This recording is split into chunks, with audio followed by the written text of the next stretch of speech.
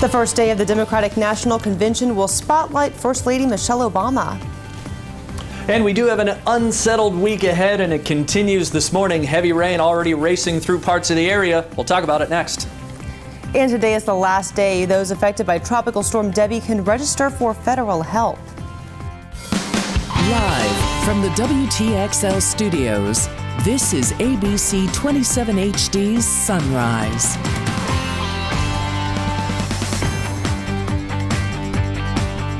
Good morning. Today is Tuesday, September 4th. I'm Abby Maurer. Thanks for waking up with us. We'll get to those stories and a whole lot more in just a minute. But right now, let's get the latest check of our forecast with meteorologist Sean Parker. Good morning, Sean. Thanks, Sean. Well, Democrats are gathering in North Carolina this morning for today's kickoff to the Democratic National Convention. The highlight is expected to be tonight's primetime speech by First Lady Michelle Obama. ABC's Brandy Hitt is in Charlotte, North Carolina with our preview. The first day of the Democratic National Convention will spotlight First Lady Michelle Obama. I'll admit I'm a little biased because I think our president is awesome. The Obama campaign has long referred to Mrs. Obama as the closer. She ran through her convention speech Monday and must convince America tonight her husband is taking the country in the right direction. It's a similar opening night to last week's Republican convention when Ann Romney painted her husband as a likable guy. I can tell you, Mitt Romney was not handed success. He built it. When the gavel strikes on the Democratic convention stage, the president will be in the midst of his Road to Charlotte campaign tour, touting his efforts to bring the economy back. I stood with American workers. I stood with American manufacturing. I believed in you. Other speakers tonight will do the same, including Chicago Mayor Rahm Emanuel and the keynote speaker, San Antonio Mayor Julian Castro. The most challenging part of the speech is not even the words themselves, it's just having command of the actual arena. The 37-year-old is an up-and-comer within the Democratic Party and is taking the same primetime slot that shot another young Democrat into political stardom in 2004. The next senator from the state of Illinois, Barack Obama. Back then, he was known as State Senator Obama. Vice President Joe Biden arrives in Charlotte today. He'll deliver his speech on Thursday, right before President Obama accepts the Democratic nomination. Brandy Hitt, ABC News, Charlotte.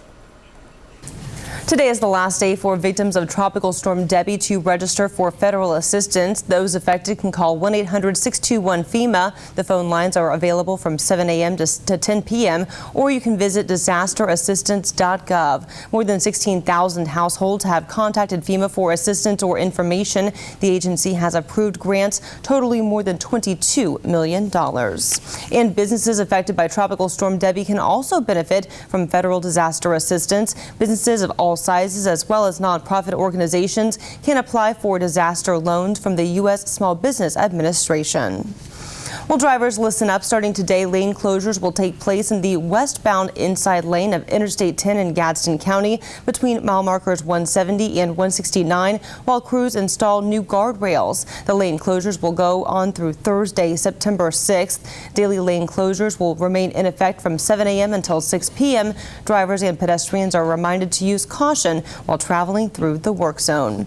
And we have a new traffic pattern to tell you about in Tallahassee. Starting today, the section of Franklin Boulevard from East Jefferson Street to College Avenue will be open to motorists in both directions. Now, due to the new road design, motorists traveling on East Jefferson Street will not be able to cross the Franklin Boulevard intersection. Those traveling eastbound will only be able to make a right turn onto Franklin Boulevard, and those traveling westbound on East Jefferson Street will only be able to make a right turn and left turn onto Franklin Boulevard.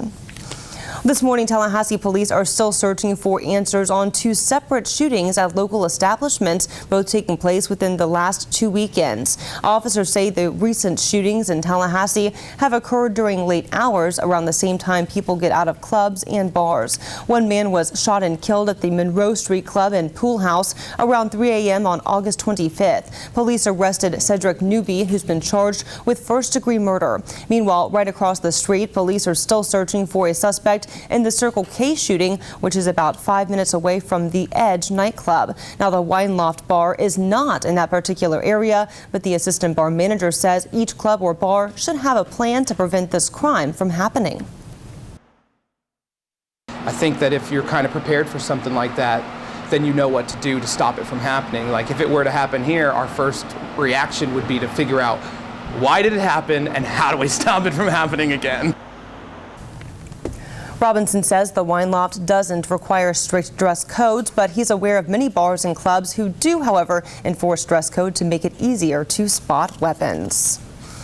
Some relief at the pump may be on its way. AAA says this Labor Day drivers face the most expensive prices ever seen this time of year. You can thank Hurricane Isaac for some of that, as it forced some Gulf Coast refineries to shut down. Nationally, gas prices are above $3.80 per gallon, nearly 20 cents more than this time last year. But experts say a number of factors are likely to lower gas prices fairly soon. Gulf Coast refineries should be able to get back to work quickly, and the end of summer blend of gasoline could bring prices down 20 cents a gallon over the next month or so. In the meantime, if you would like to know the lowest gas prices in your area, just head to our website, WTXL.tv, and scroll down to the Gas Buddy link on the right side of the page.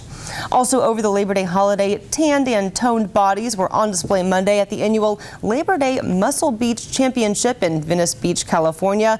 Female and male bodybuilders of all ages flexed and posed for cheering spectators.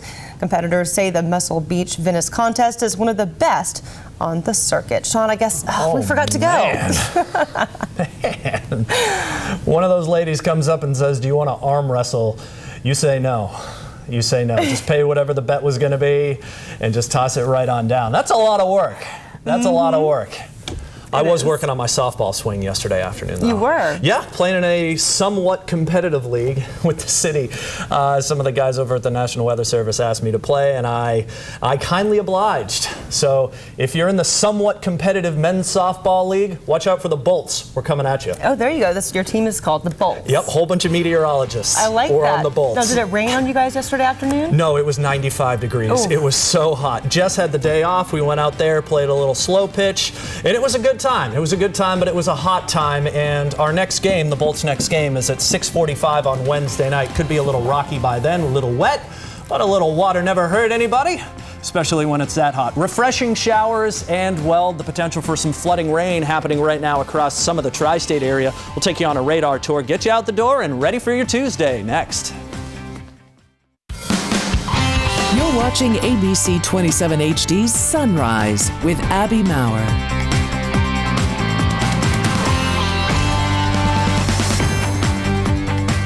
It's 57 minutes past the hour. Today is the last day for victims of Tropical Storm Debbie to register for federal assistance. Those affected can call 1-800-621-FEMA. The phone lines are available from 7 a.m. to 10 p.m. or you can visit disasterassistance.gov. More than 16,000 households have contacted FEMA for assistance or information. The agency has approved grants totaling more than $22 million. And businesses affected by Tropical Storm Debbie can also benefit from federal disaster assistance. Businesses of all sizes, as well as nonprofit organizations, can apply for disaster loans from the U.S. Small Business Administration. Well, this morning, drivers, listen up. Starting today, lane closures will take place in the westbound inside lane of Interstate 10 in Gadsden County between mile markers 170 and 169, while crews install new guardrails. The lane closures will go on through Thursday, September 6th. Daily lane closures will remain in effect from 7 a.m. until 6 p.m. Drivers and pedestrians are urged to use caution. And we will have a new traffic pattern to tell you about in Tallahassee starting today. The section of Franklin Boulevard from East Jefferson Street to College Avenue will be open to motorists in both directions, but due to the new design, there will be some delays and some traffic detours, so be careful if you're traveling in that area. Well, coming up on Good Morning America, the latest on the wildfires still blazing in Southern California and what fire officials are doing to stop the burn. Plus, thousands of Democrats are gathering for the Democratic National Convention, and First Lady Michelle Obama is expected to headline the event with a highly anticipated speech. And we here at WTXL ABC 27 have a crew there in North Carolina, and we'll be broadcasting live with all your DNC coverage tonight starting at 5 p.m. Yeah, Greg Angel and a slew of others just came from Tampa. Now they're up there. I don't think they've seen a daylight in Tallahassee in at least 2 weeks. Working hard. We appreciate their work. Heavy rain is mostly in Jackson County at this point, right around the tri-state area, but it's making slow east-southeasterly progress.